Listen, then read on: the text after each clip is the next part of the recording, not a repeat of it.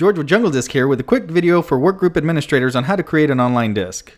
Make sure you're logged into your control panel at secure.jungledisk.com. Once there, you will click on the online disk section up on the top and click on Manage Add Online Disk. You will first see a list of your online disks already created, followed by the option to create a new one. You will give your online disk a name, select the storage provider and the storage location. For the reporting user option, select the main user for this disk. We have some enable features checked by default but can be changed if preferred. Local drive mapping will connect the online disk to your computer and will present it as a drive letter in Windows or a name in Linux and Mac.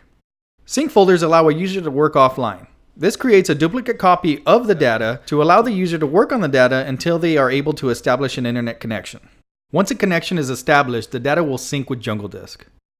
Automatic backup will allow the user to schedule a backup job that can be configured in the software. This also allows versioning to take place on the network drive. Public sharing will allow the user to create a public URL that can be shared with anyone inside or outside of your organization. The high security option is if you would like to add an extra layer of protection on top of your online disk. This is a password that you could put on the disk, so if a user sets up Jungle Disk, they will need this password along with their user credentials. The standard security option still uses encryption to send and receive your data, but having high security in place will ensure that your data is encrypted at rest. Then click Create Online Disk.